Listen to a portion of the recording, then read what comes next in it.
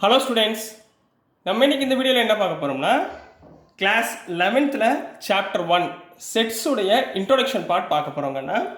So introduction பார்ட்டில் நீங்கள் முதல்ல தெரிஞ்சுக்க வேண்டியது செட்டுனா என்ன அப்படின்றது தெரிஞ்சுக்கணுமா. சரிங்களா?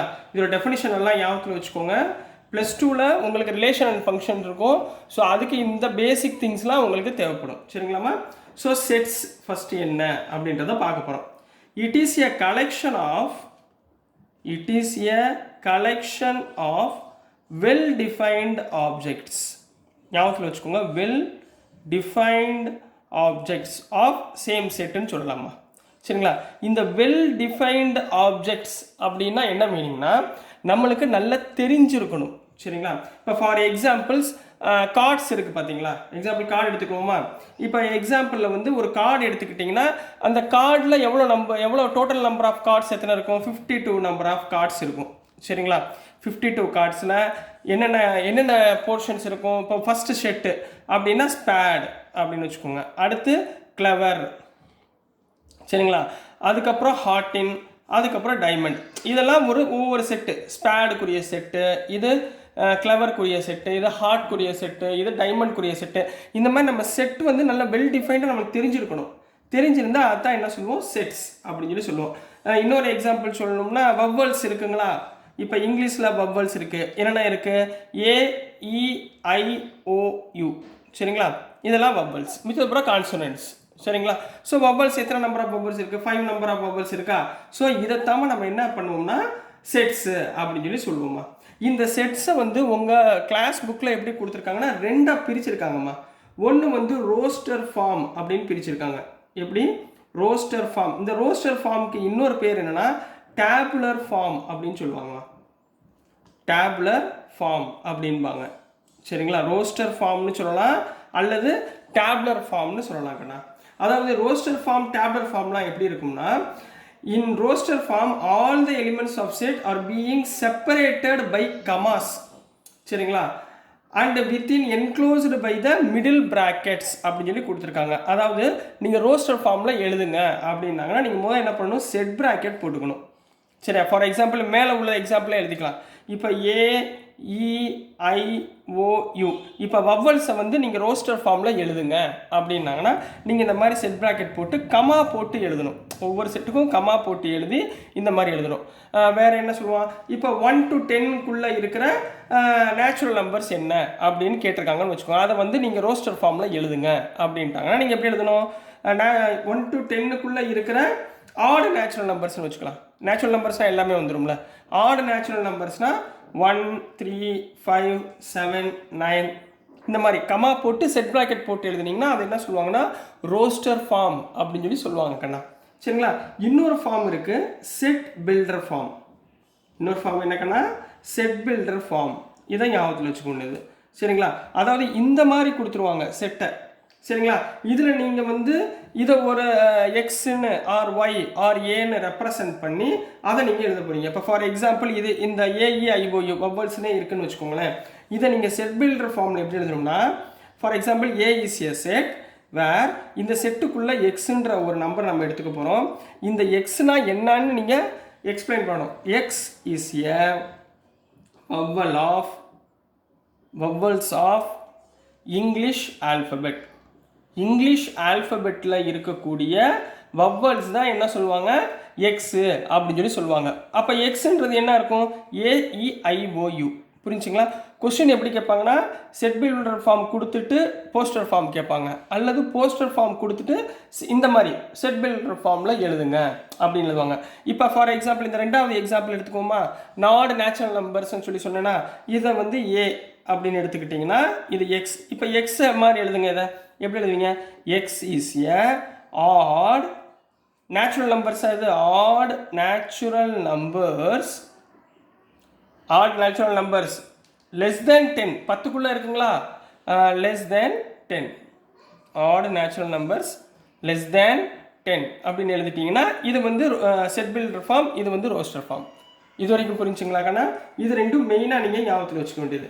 அதுக்கப்புறம் என்னென்ன செட்டெல்லாம் இருக்குது அப்படின்றத சொல்ல போகிறேன். முதல் நீங்கள் படிக்க வேண்டியது எம்டி செட். சரியா? அதாவது ஒரு செட்டுக்குள்ள எதுவுமே இல்லாமல் இருந்துச்சுன்னா அதை என்ன சொல்லுவோம்? எம்டி செட்டுன்னு சொல்லலாம். சரிங்களா? அப்போ எம்டி செட்டை எப்படி ரெப்ரசன்ட் பண்ணுவீங்க? இந்த மாதிரி செட் ப்ராக்கெட் போட்டிங்கன்னா இது எம்டி செட். இல்லை ஏதாவது ஒரு வேல்யூ டினோட் பண்ணோம்னா 5 அப்படின்னு பண்ணலாம். இதான் நல் செட். எம்டி செட் சொல்லலாம், நல் செட் சொல்லலாம். இதை எப்படி சொல்லலாம்? நல் செட் அப்படின்னு சொல்லலாம், அல்லது வாய்டு செட் அப்படின்னு சொல்லலாம். நீங்கள் எந்த வார்த்தை கொடுத்தாலுமே அதுக்கு பேர் எம்டி செட்டுன்னு அர்த்தமா. புரிஞ்சுங்களா? ஸோ இப்போ உங்களுக்கு எக்ஸாம்பிள் கேட்பான், right and example for empty set in set builder form அப்படின்னு கேட்குறான்னு வச்சுக்கோங்க. நீங்கள் எப்படி எழுதுவீங்க? A equal to x such that x is even number, even prime number போட்டுக்கோங்க, even prime number greater than 2 அப்படின்னு கொடுத்துருக்கான்னு வச்சுக்கோங்க. Greater than 2. பட்டு ப்ரைம் நம்பரில் ஈவன் ப்ரைம் நம்பர் நம்மளுக்கு ஒரே ஒரு நம்பர் தான். அது என்னது? 2. அதை விட கிரேட்டர் தேன் நம்பர் எதுவுமே கிடையாது. ஸோ ஆன்சர் இஸ் என்ன சொல்லுவோம்? Empty set. ஸோ ஆன்சர் நம்ம என்ன சொல்லலாங்கன்னா எம்டி செட்னு சொல்லலாங்களா? ஸோ இதை தாம உங்களுக்கு ரெப்ரசன்ட் பண்ணுறாங்க in set builder form and roster. இது வந்து ரோஸ்டர் ஃபார்ம், இது வந்து செட் பில்டர் ஃபார்ம். ஓகேங்களாம்மா? அப்புறம் நீங்கள் படிக்க வேண்டியது ஃபைனைட் செட்டு, இன்ஃபைனைட் செட். சரிங்களா? இன்ஃபைனைட் செட்டு, இன்னொன்று ஃபைனைட் செட்னா என்ன, இதை பார்க்கணும். சரிங்களா? இதெல்லாம் வேர்டிங்ஸில் கொடுத்துருப்பாங்க கொஸ்டினில், அதனால் கொஞ்சம் கவனமாக படிங்க. சரிங்களா? ஸோ இதை வந்து எப்படி பண்ணுவோம்னா, இப்போது இன்ஃபைனைட் மீன்ஸ் எண்ணிக்கை அற்றது, அதாவது போய்கிட்டே இருக்கும்னு அர்த்தம். ஃபைனைட் செட்னா எண்ணிக்கை உடையது. சரிங்களா? அதாவது 1 to 10, 10 to 20 இந்த மாதிரி. அப்போ இன்ஃபைனைட் செட்டை எப்படி சொல்லுவோம்னா அன்கவுண்டபிள். என்ன பேர் சொல்லுவோம்? அன்கவுண்டபிள் செட் அப்படின்னு சொல்லுவோம்.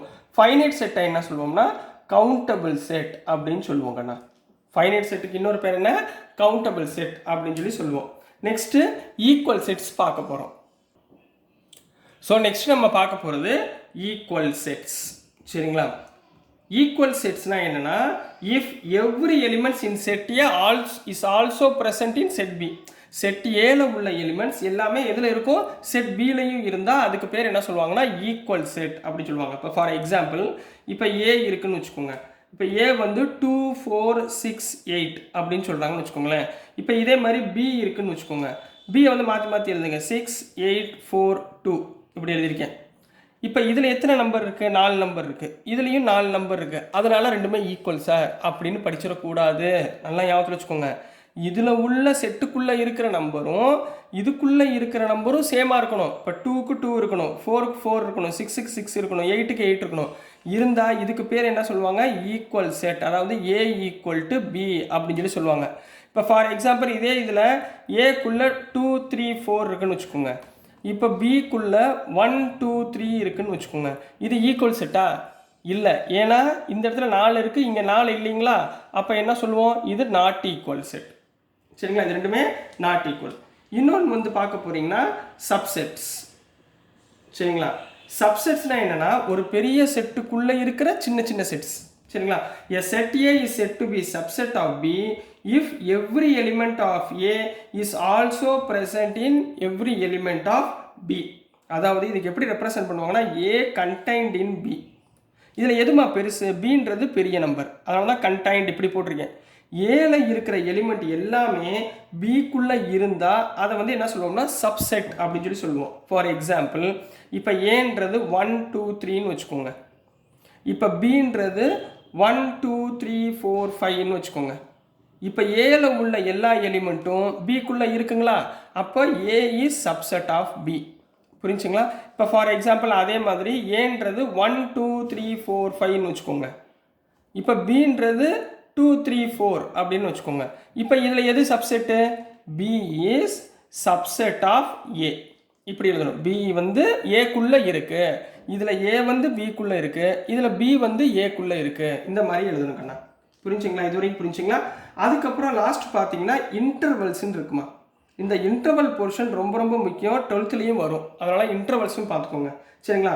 இப்போது க்ளோஸ் இன்டர்வல் ஏ கமா பி இந்த மாதிரி கொடுத்துருந்தாங்கன்னா, க்ளோஸ்டு இன்டர்வல் ஸ்கொயர் ப்ராக்கெட்டில் கொடுத்துருந்தாங்கன்னா இதுக்கு என்ன அர்த்தம்னா, இந்த நம்ம எடுத்துக்கக்கூடிய எலிமெண்ட் எக்ஸில் ஏவும் இஸ் ப்ரெசன்ட் இருக்கும், பியும் ப்ரெசண்ட்டாக இருக்கும்னு அர்த்தம்.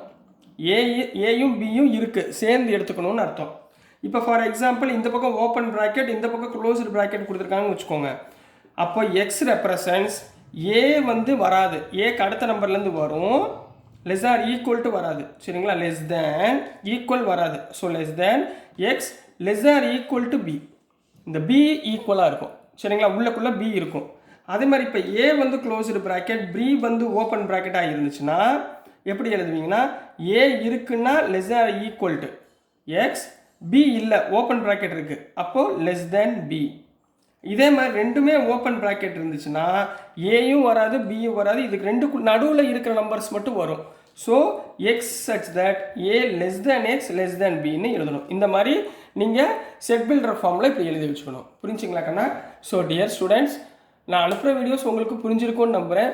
பிடிச்சிருந்துச்சுன்னா மறந்துடாமல் லைக் பண்ணுங்கள், ஷேர் பண்ணுங்கள், மறக்காமல் சப்ஸ்கிரைப் பண்ணி சப்போர்ட் பண்ணுங்கள் ஸ்டூடெண்ட்ஸ். தேங்க்யூ.